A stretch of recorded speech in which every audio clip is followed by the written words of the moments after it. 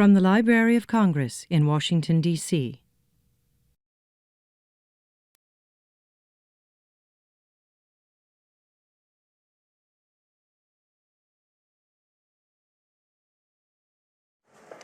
Hi there. I just think it's pretty miraculous that we haven't actually started this program yet, but you all got quiet and it's like we're going to start a program. Thank you for that cue. You guys were terrific. Yeah, go ahead, clap.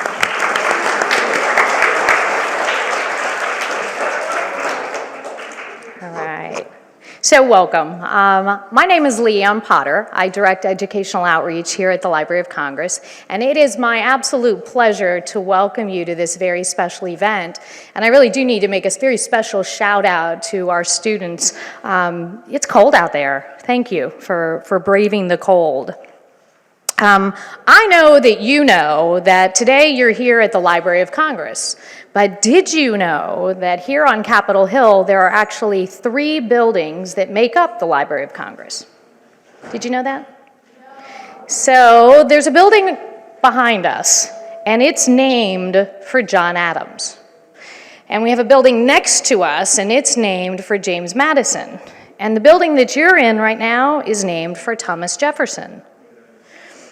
We could say that these 3 men were former US presidents. We could say that these men were attorneys. We could say that these men were lawmakers, that they were farmers, that they were gardeners, that they were fathers, that they were husbands. Because as you know, an individual is never just one thing.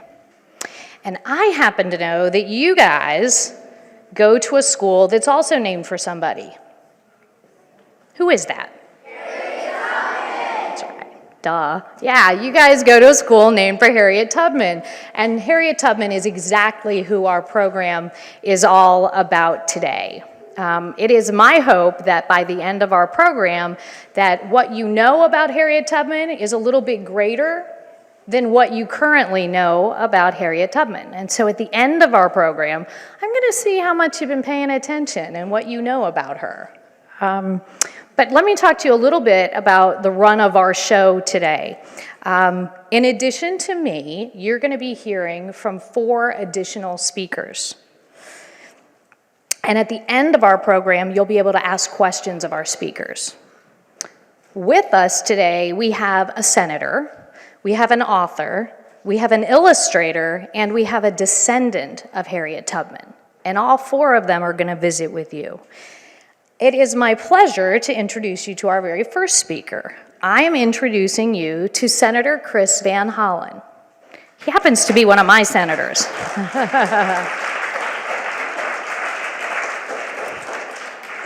Senator Van Hollen is one of 2 senators who represent the people of the state of Maryland, but there's more. He is also a lawyer and a husband and a fisherman and a father, and I had to do some digging on this, a bicyclist, and a world traveler. Senator Van Hollen, thank you for being here.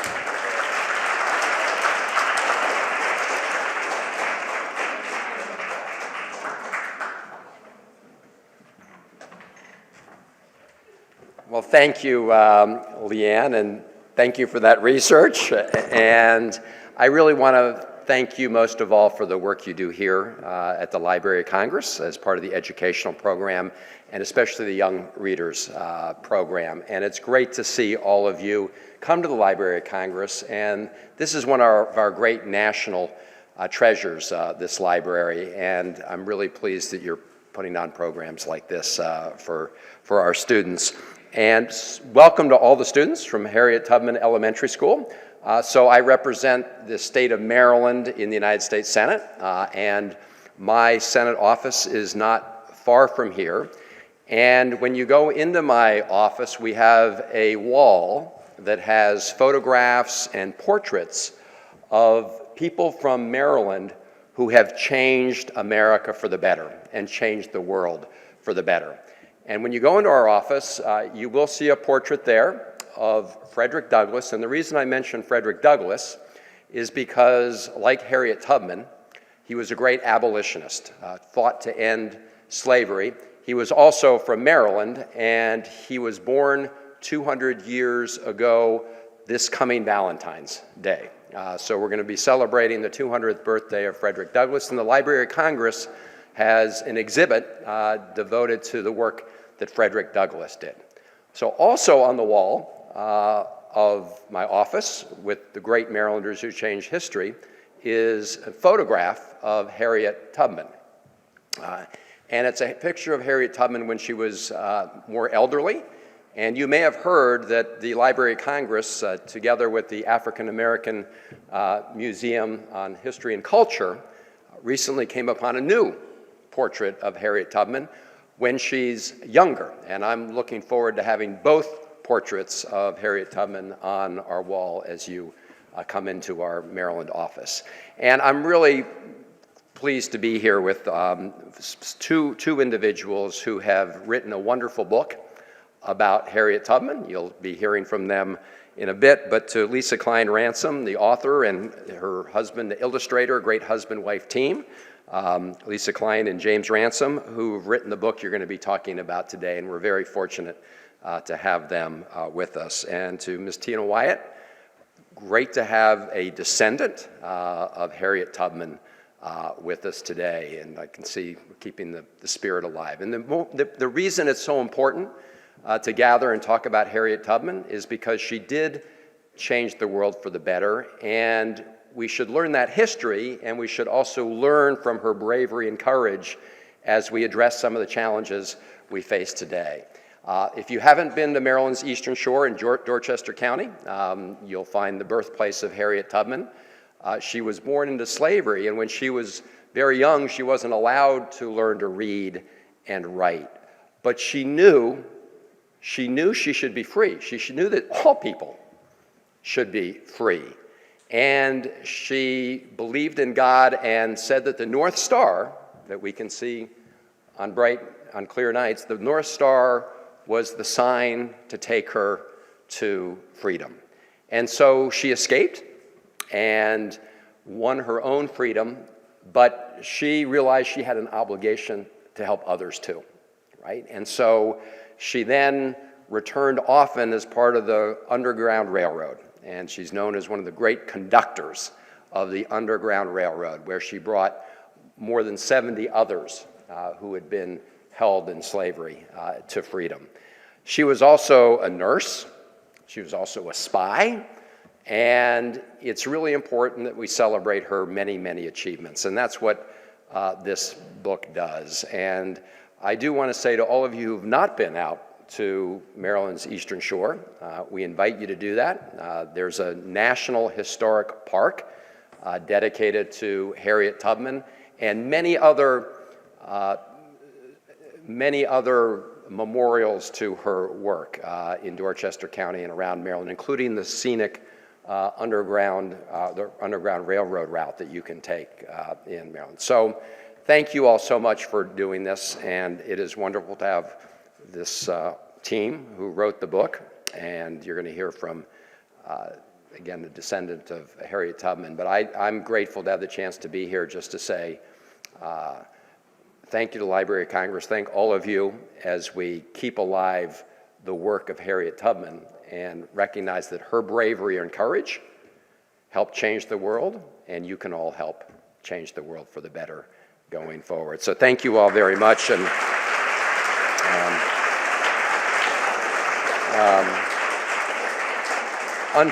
unfortunately, I'm going to have to run. We're debating the budget. If you sort of turn on your cable news station, we're about to vote on the budget. We're putting the final touches on, which is good for lots of reasons, including the fact that that contains some funding to help the Library of Congress and programs like this. So thank all of you very much. So Lesa and James, why don't you come on up?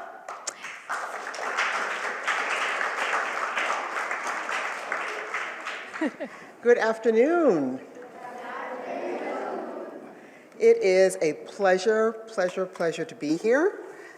We always enjoy visiting this area, enjoy visiting Washington, D.C. and Maryland. So it's especially nice to see all these young faces and to be joined by Mrs. Wyatt and everyone here at the Library of Congress. Yes, it's truly an honor to be here. We just enjoy coming to the Capitol so often, and it's a pleasure to have all of you here today to hear us talk about this book that we did, that we are so excited about. It's a wonderful story about a person who is a symbol for all of us to fight for freedom for everyone, so everyone has an opportunity to have the type of life they desire. So it was really a pleasure working on this book. The idea came to me when I was on a flight, probably coming to here. And I had a copy of Harriet Tubman on me, and I wanted to do something about her because she's such a wonderful person. And I think there can't be enough books about someone like her for kids to read and be inspired by her story. So as I was reading through this book, the idea about telling her story from her being an elderly person going back to when she was young would be maybe a different way of telling the story, but also to highlight all the different things that Harriet did. Because we all know she freed herself by escaping and then came back and helped others escape, but she also did more than that. So I wanted to highlight those things. I turned to my wife and I said, how about writing this story? And she said, no. I said, but no, come on, it could be such a great story. How about if we do it this way, this way, this way? She said, no. So I said, okay, I'm gonna write it. So I started making some notes, and I showed her my pitiful, poor notes, and she said, I think you have something here, but I'm going to write it. And that's why we have the book we have today.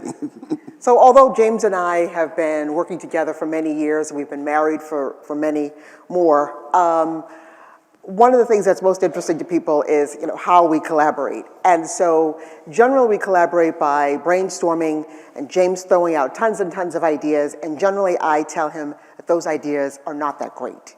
So it wasn't that I didn't want to write the story of Harriet, it's just that Harriet has been a heroine of mine since I was your age. She was, for me, the face of courage and strength, and I felt almost overwhelmed by the idea of writing about your idol, your hero. And I felt that I didn't know if I could really write about her story, that the idea of writing about her seemed so overwhelming. But when James came to me with this idea and I saw the direction that he was going in, I realized, okay, let's give it a shot. We're gonna start now with our presentation, and we're gonna kind of take you through that process, and we're going to show you a little bit about our beginnings and what inspired us, and share with you a little bit about before She Was Harriet. You're going to show up on the screen, I believe? Yeah. So we're going to do forward this one. I think it has to show up first. Okay, here we go. Okay. Okay, here we go. Okay. So we'll start at the beginning. So I am from Massachusetts. I'm from a town right outside of Boston, Malden, Massachusetts. And I grew up there with my parents, a mother, and here I am in kindergarten. I love to show this picture because it's the last great picture of myself that I have. Like, this is the only picture I have that I actually really like. So I grew up there with my parents, and I grew up with my mother, my father, an older brother and sister. But this is where I spent most of my time. It was at the Malden Public Library. And it was there that I discovered a love of books. My mother was really passionate about reading and writing, and she shared with me her love of books. We used to go every weekend, we'd take out stacks of books, and I would bring them home, and we would just spend our weekends reading. And it was there that I discovered stories about girls and about adventure and life beyond Malden, Massachusetts. I love the stories about Laura Ingalls Wilder and Pippi Longstocking and Scout Finch and all these stories about these amazing women. As I got older, I discovered other stories about women who were strong and courageous and tough, and those are the stories I really loved. Stories about Sojourner Truth and Eleanor Roosevelt and all these women, and I've always been drawn to stories about women. I was born in North Carolina, in a small little town called Rich Square, just across the Virginia border.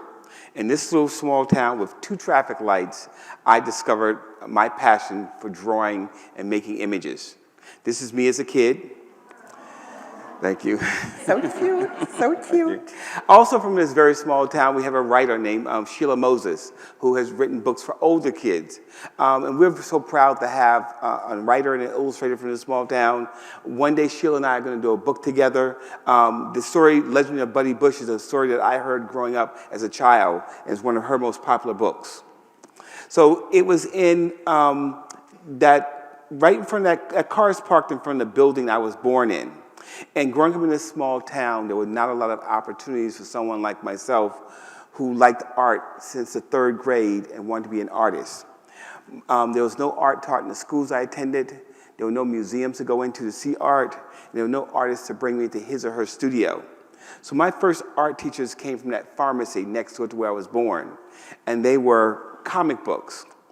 Like so many kids, images they see on television, the cartoons they see on television, and comic books are some of the first art forms we came in contact with at that time.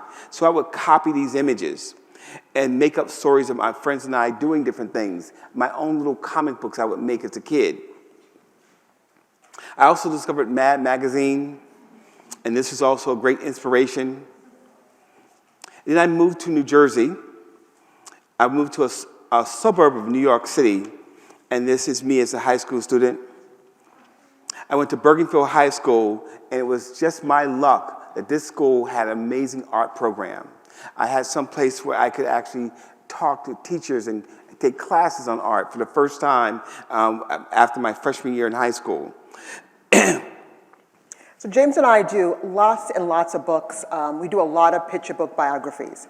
And one of the reasons we're drawn to stories of African Americans and their lives is because when I was growing up and when I was your age, I grew up in at a time when there weren't that many stories that I could read about African American heroes. And it's really nice to kind of write stories about these unknown heroes who went on to live amazing lives and do amazing things. And often these stories were ones that I didn't read much about, and these were people who weren't names that were necessarily known, but they came from very little, but they went on to do amazing things and change the world in ways that were big and small. And stories like Satchel Paige, Major Taylor, champion cyclist, and young Pele, soccer's first star. Before there was Mozart, the story of a young slave who was born to a mother who was a slave and a father who was an owner, who inspired the work of Mozart. This is a story that I'd never heard before. Just a Lucky So-and-So, the story of Louis Armstrong, who grew up poor, but who felt rich beyond means because he grew up in a community surrounded with love and music and culture. My Story, My Dance, the story of Robert Battle, and Words Set Me Free, which was a story of Frederick Douglass.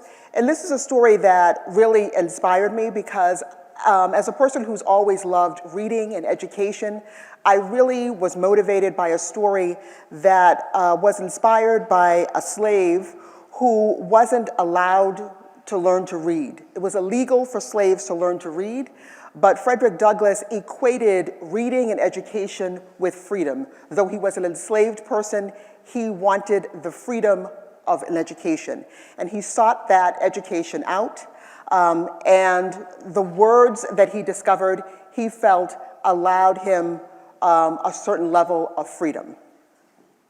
And it was my research of Frederick Douglass that led me to many other stories. Go back a little bit.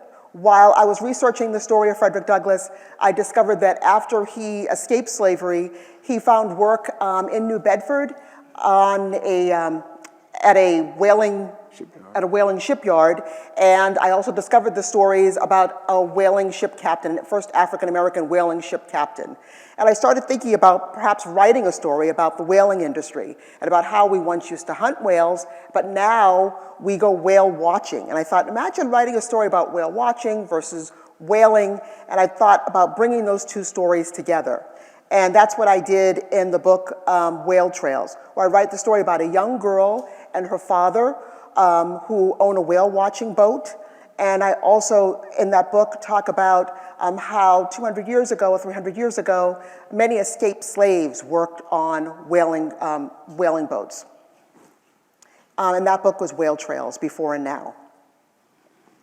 And in my research of Frederick Douglass, I discovered how many enslaved peoples, and people also after slavery, sought out an education. And this is a piece of history that I didn't know about. And often, I think this is a piece of history that was missing, that sometimes we, African Americans, were led to believe that education wasn't important to us, and yet research and history shows us that it was. That this is something that we have always sought out as a people. And so this is something I feel is important for kids to read about and to put in books. So I wanted to use this in many of the books that James and I create together. And so in my research, I discovered all these stories about how many people sought out an education, even in the face of obstacles and adversity. And that led to the book Freedom School, about a brother and a sister who went to the first colored school in their community, which was 10 miles from their home, in the book Freedom School. And the book Light in the Darkness, a story about how slaves learned in secret and how these slaves snuck out late at night after working a full day in the fields, and how a girl, Rosa, and her mom went out late at night and learned to read from other slaves. And of course, they risked injury, they risked death, all to learn to read. And of course, no story would be complete without the story of Harriet Tubman, a hero of both of ours. And we felt that her story needed to be told, but it needed to be told in a new way, in a fresh way, in a way that kids could understand and respond to very, very differently, and tell them something new about Harriet Tubman. And so before She Was Harriet, we found new information that we wanted to share, and I'm going to read to you a little bit now from Before She Was Harriet. Here she sits, an old woman, tired and worn, her legs stiff, her back achy. But before wrinkles formed and her eyes failed, before she reached her twilight years, she could walk for miles and see clearly under a sky lit only with stars. Before she was an old woman, she was a suffragist, a voice for women who had none, in marriages, in courts, in voting booths. Before her voice became soft and raspy, it was loud and angry, rising above injustice. Before she was a suffragist, she was General Tubman, rising out of the fog, armed with courage, strong in the face of rebels and planters and overseers as they watched fields burn and bridges fall and 700 slaves stop chopping and start running to a woman who ferried them to freedom on the Combahee River turned River Jordan. Before she was General Tubman, she was a Union spy, carrying secrets across battlefields to soldiers fighting in the Civil War for President Lincoln to end slavery. Before she was a Union spy, she was a nurse, caring for those hit with bullets and hatred and fear, tending to them with bandages and words in the bloody dirt of Southern soil. Before she was a nurse, she was Aunt Harriet, daughter of Ben and Rit, who helped her parents flee their master and find their way through woods and streams to the safety of Canada and a new home in the North. Before she was Aunt Harriet, she was Moses, a conductor on an underground railroad with no trains and no tracks, just passengers traveling to freedom, up north, through swamps, past slave catchers, across rivers, under the cover of night, seeking the promised land for her people, led by dreams and God and faith, a wisp of a woman with the courage of a lion. Before she was Moses, she was Minty of Maryland, of one slave owner and then others, who worked her, punished her with lashes, broke her back, but not her spirit. Before she was Minty, she was Araminta, a young girl taught by her father to read the woods and the stars at night. Readying for the day she'd leave behind slavery, along with her name, and pick a new one, Harriet.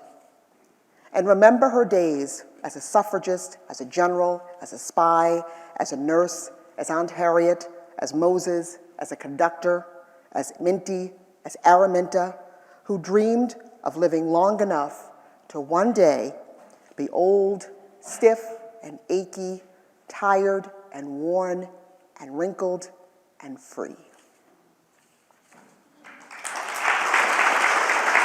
Thank you. Thank you. Thank you so much. Can you sit down or go down? We have a few minutes, and James is going to We're do going to draw now? a little bit of Yes. drawing. I think we have time for some drawing. Okay. Yes. I need a volunteer to come up here. I need someone. Should I sit down? No, sit down. Sure. Okay. Yeah. I need someone who can write a number between 1 and 10. You guys think you can do that? Okay, how about this young lady here? Come on up. Yes.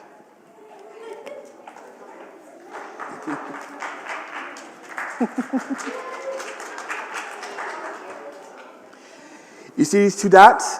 Make a nice big number. A number 8, a number 9, a number 10. Any number you want between 1 and 10. It may be hard for her to draw and hold the mic. She doesn't. Yeah. Make a number between 1 and 10. Number 1? Okay, good. You can have a seat. So, if you can make the number 1, you can draw. All you have to do is see the 1 as a shape and use that shape in your drawing.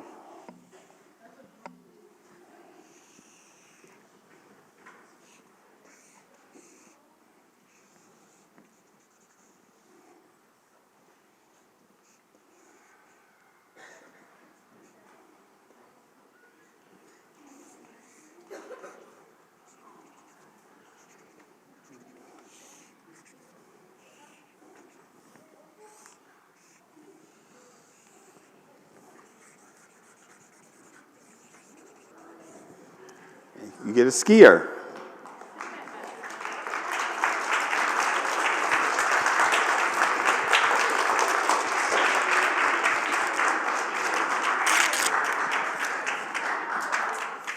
Who would like to be next? Someone from over here. How about the young man in the back with the sweater, with the scarf on?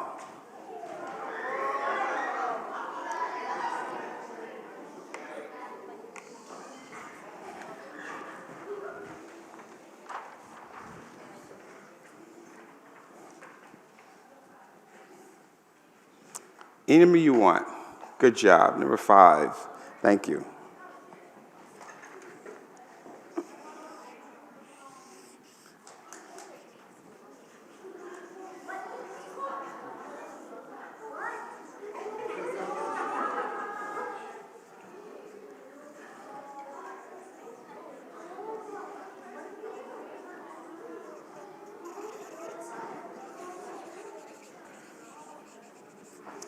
A baseball player.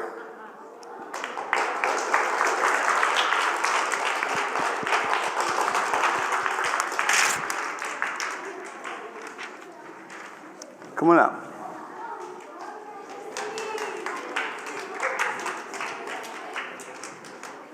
Oops. Here.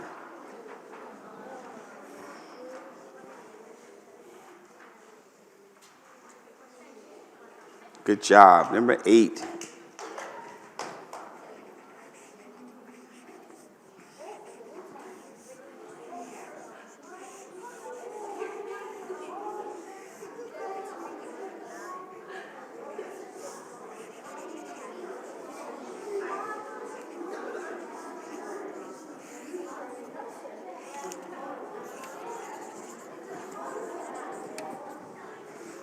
A music conductor.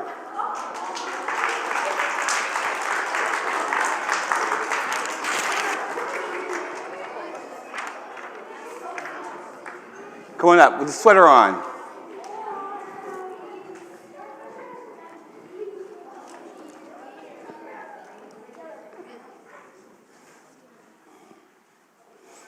Number 9.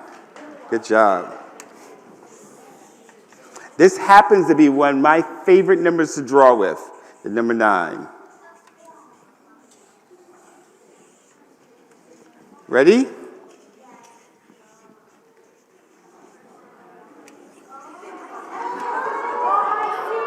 A pilot.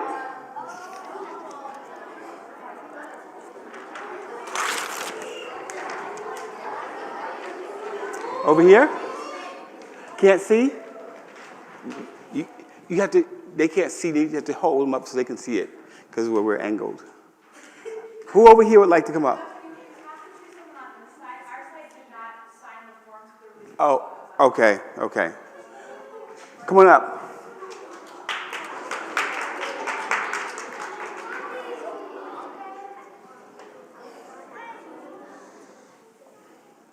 We did one already. Oh, you're doing 10. Good. Okay, good job. Okay, good job.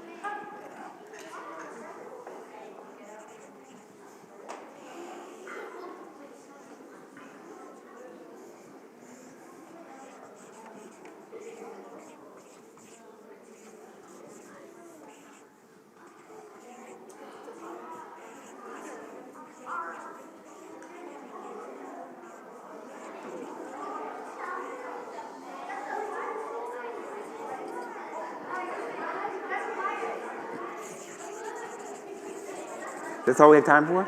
Yeah, okay. And number 10. I'll hold it up.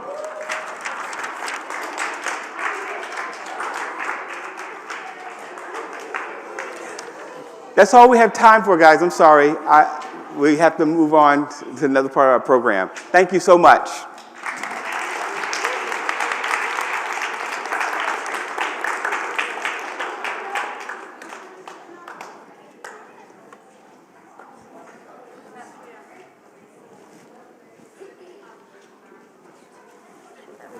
Okay, thank you.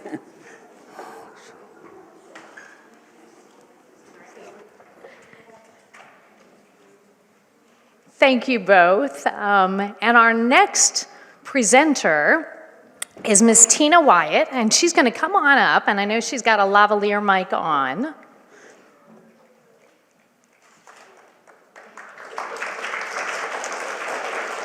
Let me sit. Yeah.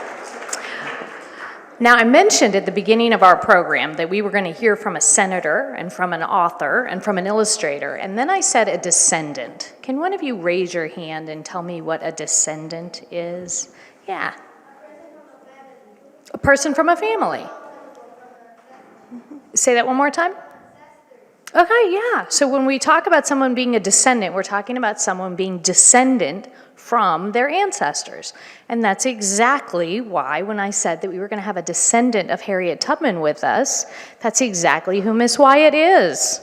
All right, I'm going to let you, Tina, you get started talking, and if you want me to sit with you and ask questions, I can do that too. Well, I'll just start. Thank you for coming, and thank you for having me here. You know, when I look around and I see all these children and I think about Aunt Harriet and who she was and what she did, the biggest thing that I can tell you that is relevant to everyone is that she was just like you and she was just like me. She had hardships, she had trials, not just slavery, but even after. She had many obstacles she had to overcome. And while doing that, she had fear one time, and that was when she first escaped at the age of 27 in 1849.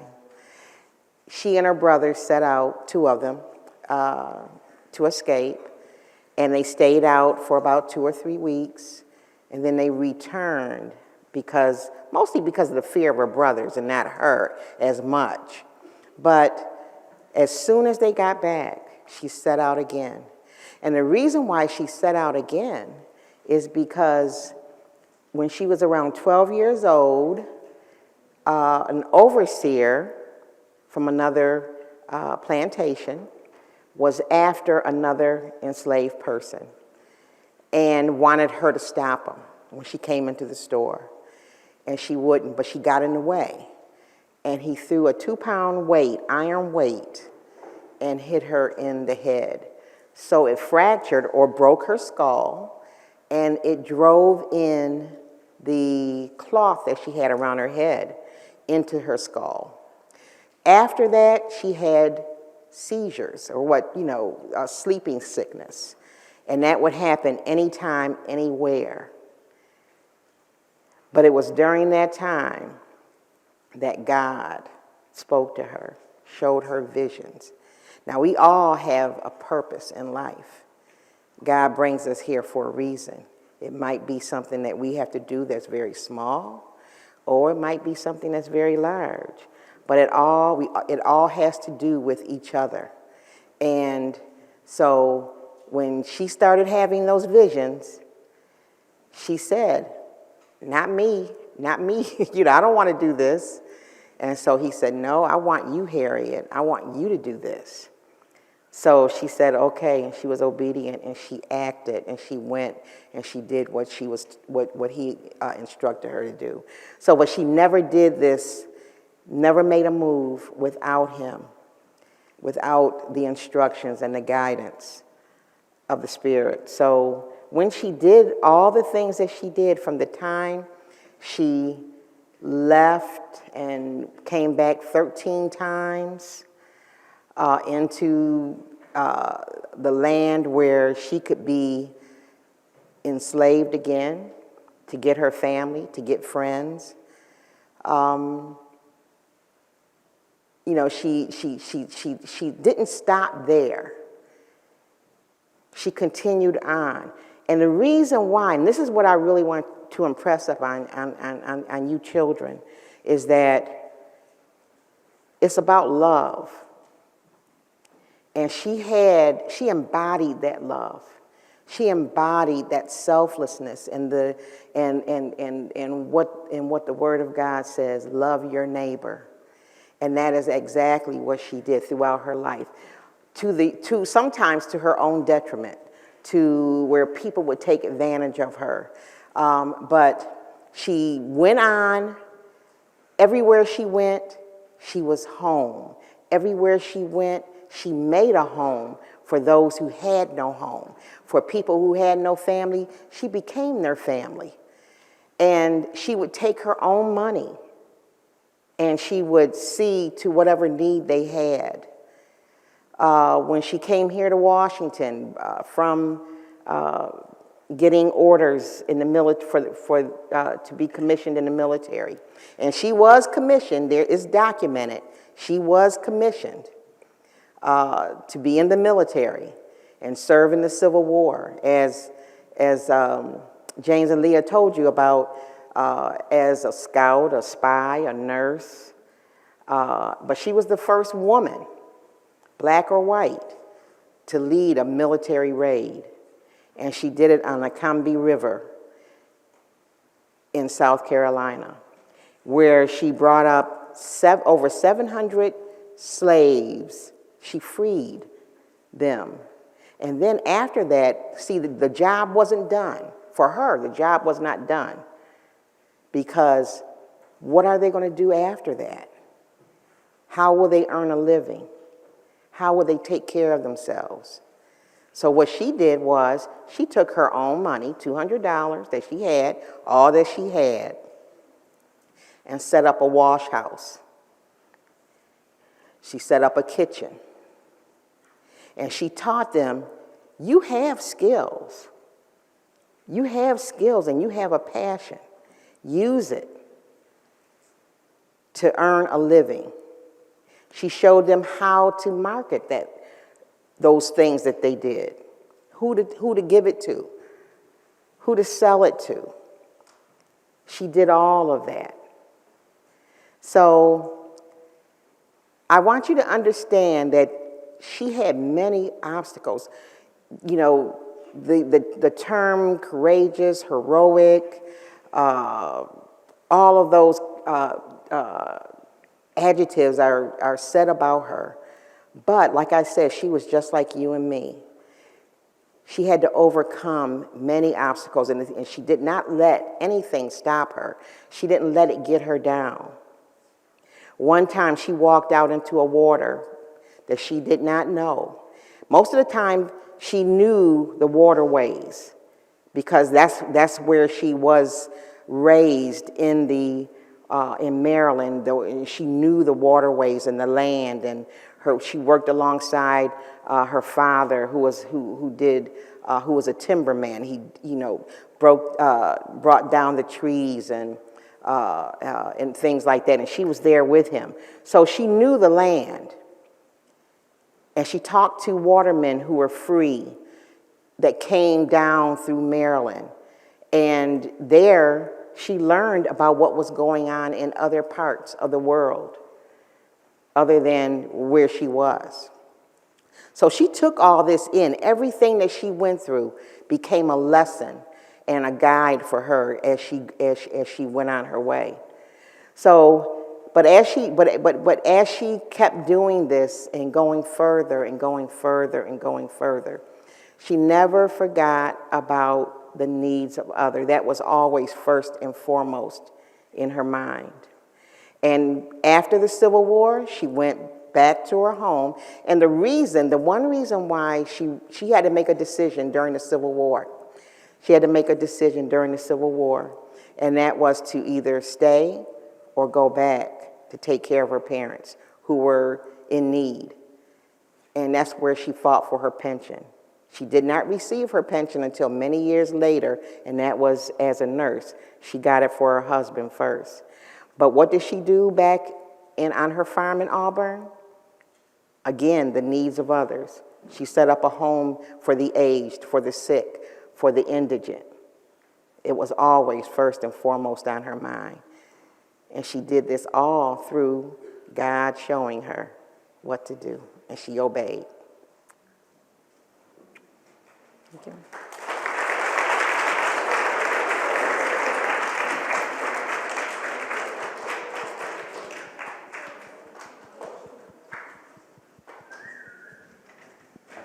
Thank you very much, Tina. There are a couple of microphones out there floating around, and I suspect that you all might have some questions for our author, our illustrator, and our descendant. So if you have a question, please raise your hand and make sure that one of my friends that has a microphone can get to you. And you can say your name, and then you can go ahead and ask your question. Very good.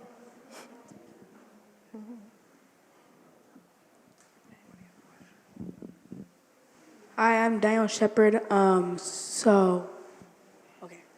So Harriet Tubman was a Christian? Yes, yeah, absolutely, yes, she was. Very religious. Prayed throughout most of her escapes. I think most of us would if we were escaping. Sure. Hi, my name is Yasneev, and I have to ask you a question. How old was Harriet Tubman when she was a nurse? How old was she? She was about in her 40s. Yeah, around that time. They didn't have birth certificates at that time, so especially for slaves, it wasn't really marked when they were born, so it's hard to tell exactly how old she was. But she was 27 when she escaped. We know that she was born in 1822, but we don't know the date. And so it was 1849, so you kind of got to do the math a little bit. So she was like in her 40s, somewhere around there.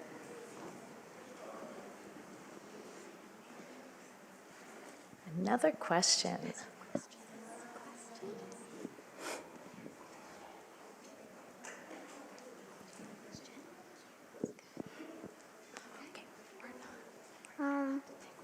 Hello, my name is Wyatt. Did some white people like her? Oh, sure. Yeah.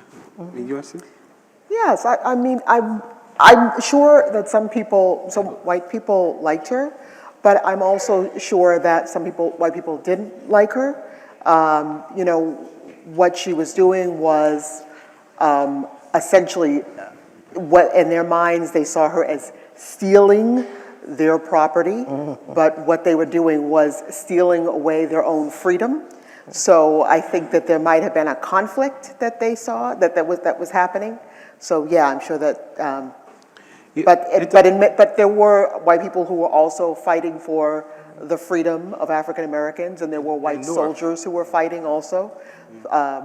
So yes, I'm sure there were both. And you know, a part of her network was called the Underground Railroad. And that was a network of people, not trains, but a network of people that were in secret that helped her. And a lot of them were white that helped her. So you had to know where to go, and Thomas Garrett, which was really a good friend of hers, you know, when she would come and she'd want money, and one time he told her, he said, well, if you're coming for somebody else, I'm not going to give it to you, Harriet. But she told him, she said, well, you're going to give it to me because it is for somebody else. So, yeah. I think we have a question on this side in purple. Hi, my name is Makia. Why do you like to draw? There's something magical about it. When I was very young, I wanted to be a magician. But you know, you have a white piece of paper, and you have a drawing instrument in your hand, and just by passing that drawing instrument across the paper, you create shapes and images that people appreciate. And that's one of the many reasons why I love to draw. Because you can make something, and you can see it, what you made, almost instantly. Great question. Okay, I see a couple of hands going up. Hi, my name is Sarah, but how long did it take you guys to make a book? Well, it takes a long time to make a book because you have to do the research, and then you do the writing, and then you revise it, and you revise it again. So generally for me, it takes about, let's say about 6 months to write the book, and then it goes off to the illustrator, and then sometimes the illustrator can take. Yeah. Can I, yes. Yeah.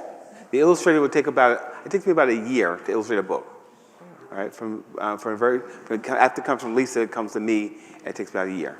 And then it takes about another year or two to print the book. So it takes a pretty long time to make a book. Good question. All right, over here in the yellow. Hi, my name is Jairo Torres, and when she was a slave, when she tried to escape to houses, she saw clothes to give her clues that was a safe house. Thank you. A comment. Okay, all right.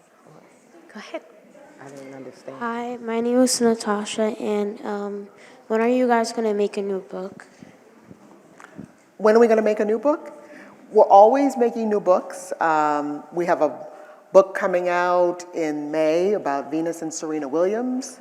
I have a novel coming out, and then we're always working on new projects. Great question.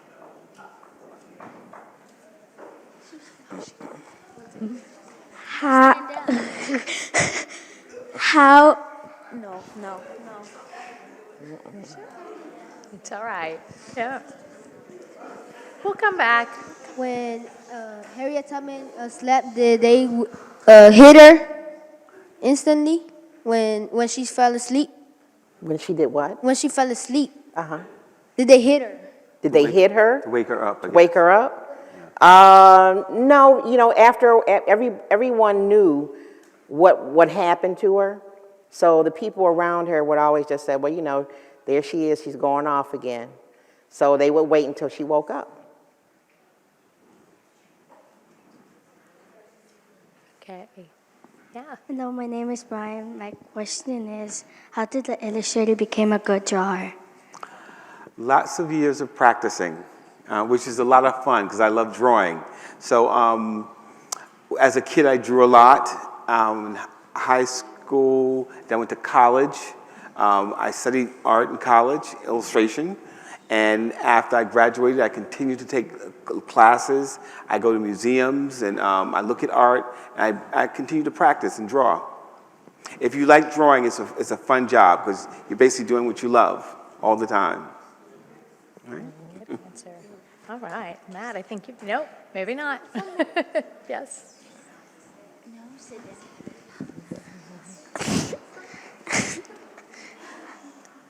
Hi, my name is Janet. My question is, what was the thing she got hit with made out of? Pardon me? What thing the that thing hit that her she was got made hit out out of? Oh, made out of? iron. Iron, yeah. Very heavy. It was quite a blow also. It really did change her life, that blow to the head. Yes. My name is Fabiola, and I want to know who in your family supported you in illustrating? Actually, I grew up with I lived with my grandmother for about 16 years, and she really supported my art. She always bought me supplies, allowed me to buy different supplies, and she was my biggest supporter. Good question. All right, Matt, go ahead. My name is Samaya, and I want to know if Harriet Tubman was alive today, what advice would she give us? Oh, nice. Careful now. Be careful. That's great. Well, what I think she would do is tell you to Well, in school. yeah. I believe education probably be a very important thing. Yeah, because it was taken away from her. You know, Yeah. she couldn't read, she couldn't write. But I think she would also tell you to stand up for what you believe and to love others. 'Cause that's what she did. Great question. You know, a lot of things, you know, other thing I want to say is that because there's a lot of bullying going on in schools today, and, you know, of people saying, I don't like you, and trying to get other people not to associate with other people, you know, she would tell you to not do that.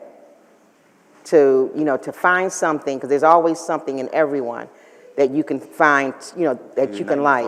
Yeah, and that there's something that you can connect with. Yeah. One more question, I think. Hi, my name is Dylan. When did you guys publish your first book? My first book was published in 1990, a long time ago, and your book was. Yeah, our first book together was published in 2000. Yeah. Very nice. Very good. Sorry.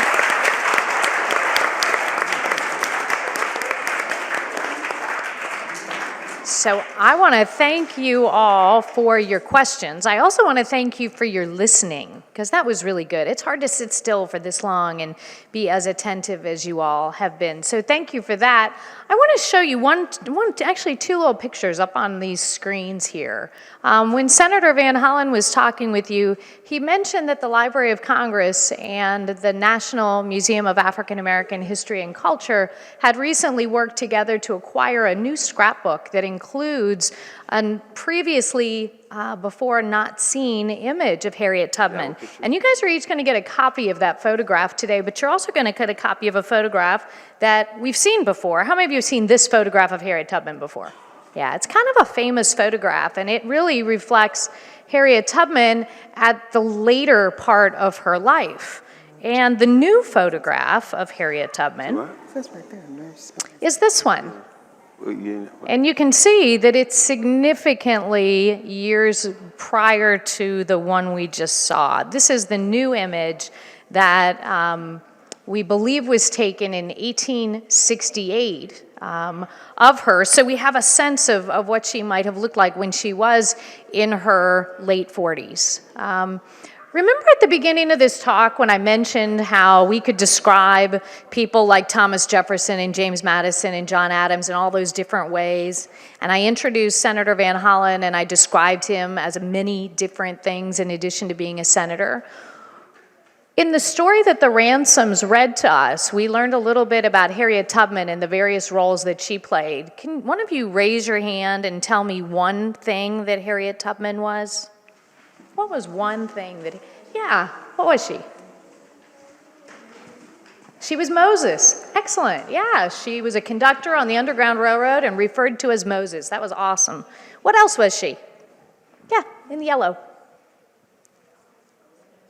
I can't hear you, sorry. She was a fugitive. She was a fugitive. I still didn't hear you, I'm sorry. She was a fugitive, yeah. Yeah, she was. Okay, what else was she? In the purple. She was a nurse, excellent. And right here in the middle, what was she? She was a spy, yeah. I heard him, yeah, yeah. So she was a nurse, she was a spy, she was Moses. Anything else? Yeah. She was enslaved early in her life. What else was she? She was a scout. You guys are good. Yeah, so Harriet Tubman was lots of things. And just to repeat, the images that you have give us a glimpse of what she looked like at different stages in her life. And the book that you are all receiving a copy of is the Ransome's book about before she was Harriet. And I hope that you keep in mind that, like, right now you guys are all students, but I know that some of you are athletes and some of you already are artists. And I know that some of you like to cook, so you must be like brilliant chefs. But you are a lot of things, and you are also all of the things that you're going to become. And that's exciting to think about. It's exciting to think about welcoming you all back here someday to talk to us about the books that you've written or the books that you've illustrated. So thank you for coming to the Library of Congress today. Thank you very much for your attentiveness and your questions. And we are looking forward to having you back again. Thank you again, Lesa and James. Thank you as well, Tina.